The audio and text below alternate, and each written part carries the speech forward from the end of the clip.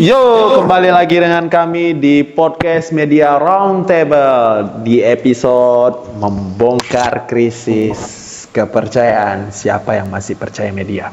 Siapa yang masih percaya media? Siapa yang masih percaya media? Ya, siapa sih yang nggak percaya dengan media?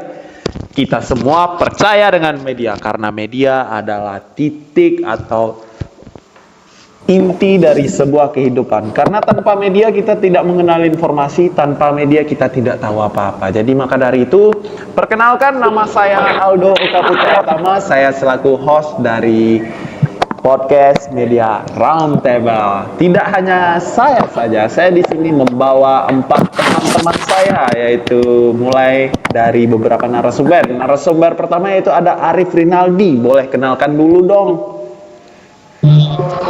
Halo, di sini saya sebagai Arif. Di sini saya itu sebagai influencer atau content creator. Ya, terima kasih untuk Arif. Selanjutnya kepada Vito. Boleh perkenalkan diri dulu dong. Oke, terima kasih host. Halo teman-teman semua, perkenalkan saya Vito dari mahasiswa Muhammadiyah Riau. Oke, makasih Bang Vito. Perkenalan dirinya. Selanjut kepada Bang Rizky. Boleh perkenalkan diri Bang Rizky. Oke, terima kasih waktunya kepada Bang Aldo. Saya Rizky, pemilik media digital atau startup, sudut pandang bisnis dan trafik. Oke. Makasih Bang Rizky. Selanjutnya ada Bang Molan. Serap dipanggil dengan Bang Fadlan ya. Oke, halo semuanya. Tapi sebelum itu perkenalkan diri, saya ucapkan terima kasih untuk host kita, Bang Aldo, Ya. karena telah mengundang kita ya di podcast yang akan sedikit lama modelnya. Oke, Iya. langsung saja ya. Perkenalkan, nama saya Molan. Saya dari pengamat komunikasi atau akademisi. Oke, sekiranya kita udah kenalan nih. Ada pepatah lama berkata tak kenal maka tak sayang. Dan sekarang kita udah sayang lah ya kan. Oke. Makasih.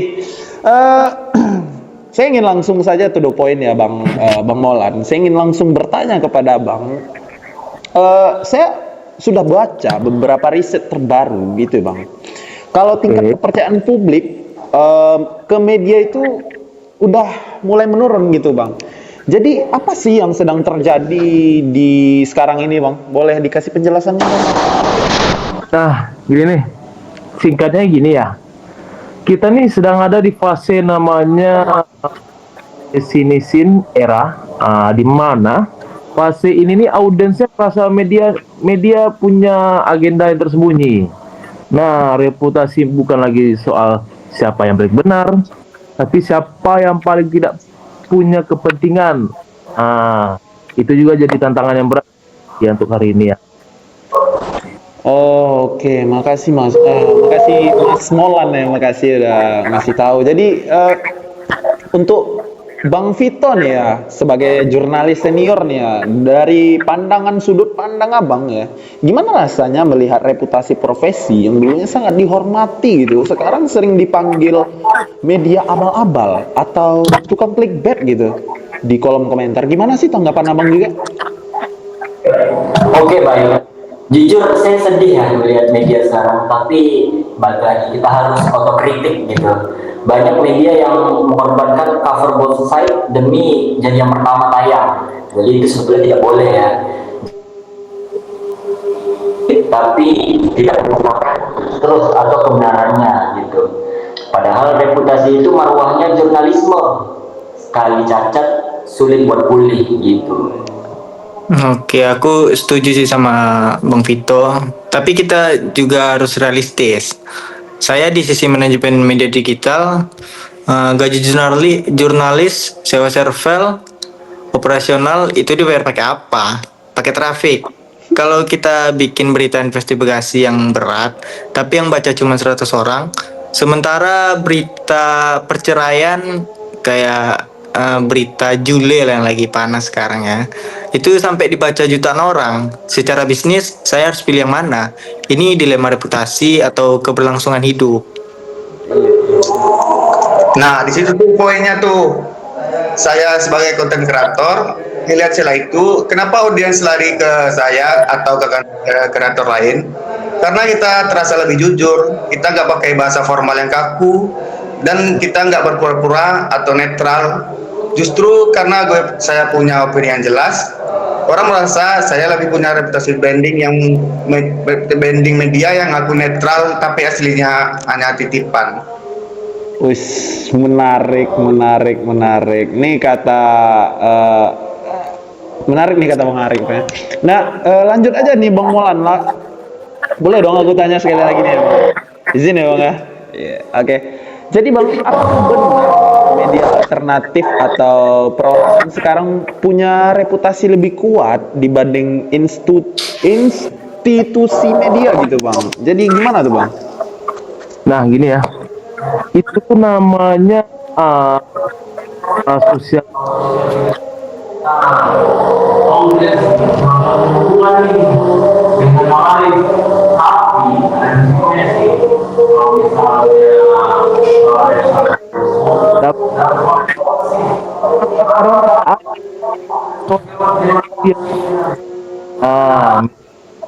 Itu jadi mereka. Oke, sebelumnya nih Bang, aku minta maaf suara Bang terputus-putus juga. Tadi boleh diulang sekali lagi nggak Bang? Karena terputus-putus nih Bang. Boleh diulang nggak Bang? Oke, sorry ya. Jadi, Nah, ini itu namanya social interaction. Nah, jauh merasa punya hubungan Arif. Tapi, kalau misalnya Bang Arif kasih info, dampaknya masih. Kenapa? Ada orang nyaring. Media institusi punya yang namanya sistem check and balance. Nah, itu benteng reputasi. Oh, sorry nih Mas, saya dengar tentang sistem ya. Tapi sistem itu sekarang sering diterjang sama kebijakan nih Mas Fadlan. Jadi dia minta 1 jam tapi harus full berita gitu. Waduh, kena serang saya nih. Jadi begini, Bang Vito, kita juga adanya adaptasi. Sekarang kami juga mulai memisahkan mana konten untuk cari makna atau trafik dan mana konten untuk jaga nama atau disebut reputasi lah ya kan. Kami tetap punya tim investigasi, tapi ya tadi disubsidi sama konten-konten yang receh. Tapi buat kami yang Gen Z seperti ini, cara media jaga nama itu seringkali kerasa keren, terlalu berusaha jadi anak muda, tapi kayak kaku gitu. Akhirnya reputasi mereka di mata kami adalah malah jatuh karena dianggap tidak autentik. wah, kayaknya kita udah tahu nih akar permasalahannya nih.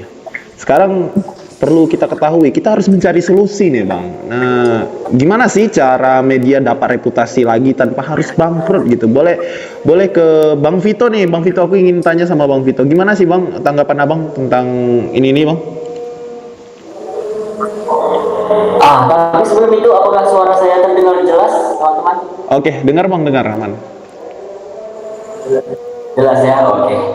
Baik, menurut saya ayolah kita kembali ke kitanya gitu. Verifikasi harus jadi harga mati, jangan takut karena 5 menit doang, ya kita salah selamanya gitu. Tapi dari sisi bisnisnya juga, kami mulai melirik model langganan atau subscription ya. Jadi audiens bayar untuk kualitas. Setelah itu kalau audiens mau berita bagus tanpa clickbait, mereka harus mau dukung secara finansial. Nah, gini nih ada misal, kasih kenapa sih berita ini ditulis ya, dan kalau misalnya ada kesalahan, aku bukan disembunyikan sih.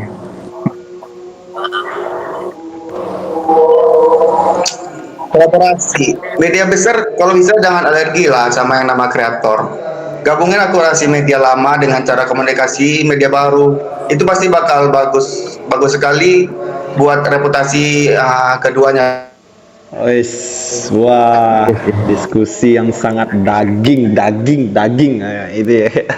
Kalau daging nih udah gue makan nih, karena informasi semua sih isinya ya kan. Dapat sih inti-intinya itu dapat semua itu ya bang ya. Nah jadi kesimpulannya itu ya bang, kalau reputasi media itu bukan cuma soal benar atau salah, tapi dari mulai soal kejujuran, adaptasi dan keterlibatan audiens tentunya ya. Gimana nih Bang Vito? Betul sekali nih Pak Aldo. Jadi intinya kita jangan khawatir dengan kepercayaan membaca gitu. Untuk Mas Fadlan tadi sebelumnya, dukungan media itu yang kalian percaya dengan cara yang nyata gitu Mas. Untuk Mas Rizky juga, tetaplah jadi audiens yang skeptis dan tidak sinis gitu. Dan terakhir untuk Mas siapa? Mas Arif ya, Mas Arif. Jadi cari info dulu nih Mas yang benar. Jadi bukan cuma yang rame terus diikutin terus percaya gitu. Gitu sih Mas. Oke, makasih untuk Bang Vito. Terima kasih untuk rekan-rekan semua yang telah meluangkan waktunya. Saya harap semua dalam keadaan sehat walafiat. Saya harap begitu podcast ini selesai, tentunya kita akan tetap berkomunikasi ya Bang ya. Izin ya Bang, izin. Mudah-mudahan kita tetap berkomunikasi ya Bang. Bab, zap, jujur. Asik. Terima kasih. Sampai jumpa di lain hari. Wabillahi taufiq wal hidayah. Wassalamualaikum warahmatullahi wabarakatuh. Waalaikumsalam warahmatullahi wabarakatuh. Waalaikumsalam.